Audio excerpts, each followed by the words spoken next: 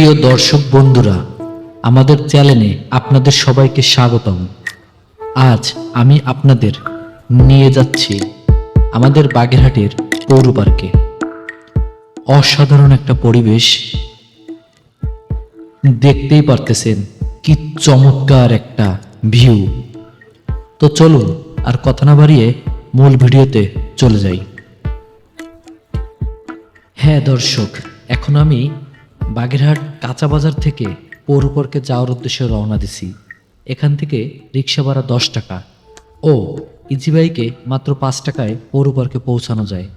আপনারা যদি দূর থেকে আসেন তাহলে প্রথমে বাস স্ট্যান্ড নামবেন এবং সেখান থেকে বাস স্ট্যান্ড ভাড়া পৌর পার্ক পর্যন্ত মাত্র 20 টাকা। দর্শক বন্ধুরা, আপনারা কোথা থেকে আসতে চান আমাদের অবশ্যই কমেন্টস করে জানাতে পারেন, তাহলে আমরা সহযোগিতা করার চেষ্টা করব। অবশেষে আমাদের কাঙ্ক্ষিত সেই পৌর পার্কের মেইন গেটে চলে আসলাম। দেখুন, একদম নিরিবিলি একটি জায়গা।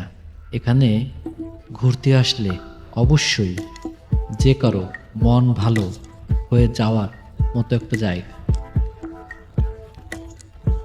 এখানে ঝর্ণা বসানোর জন্য ব্যবস্থা করা হচ্ছে।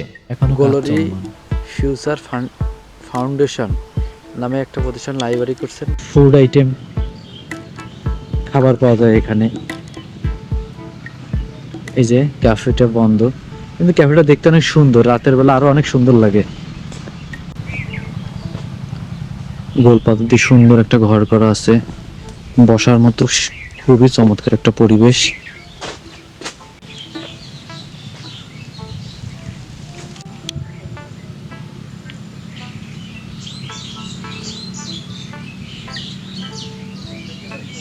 এক্সারসাইজ এবং ব্যায়াম করার জন্য বা হাঁটার জন্য এখানে এসে থাকেন। এবং চারপাশে টুকটাক অনেক গাছ দেওয়া আছে। দেখুন গাছগুলোও কত মানে একটা ন্যাচারাল প্রকৃতি। এবং হাঁটতে হাঁটতে যদি আপনি কখনো বিশ্রামের প্রয়োজন হয়, এই সুযোগও আছে এখানে বসার।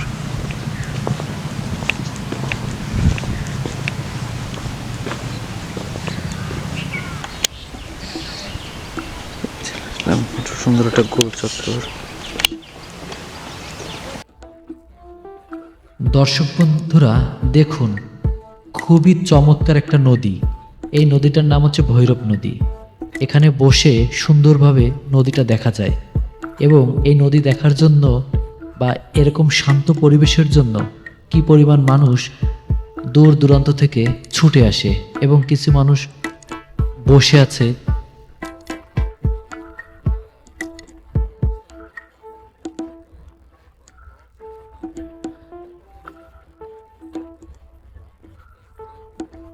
এই জায়গায় আসি, এসে আনন্দ পাই, শরীরের পরিশ্রম করি, হাঁটা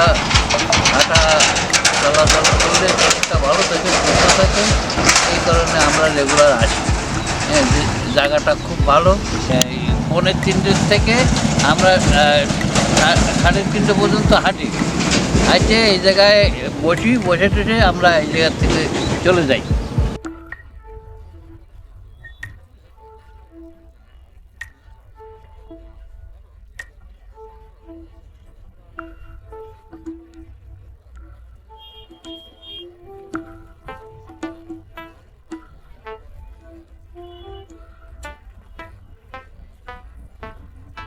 এই যে রাস্তা দেখতে পাচ্ছেন, এরকম চারপাশ ঘুরিয়ে সুন্দর রাস্তা। যখনই বিকাল হয় বা সকালে অনেক মানুষ এই রাস্তায় তারা হাঁটার জন্য চলে আসেন।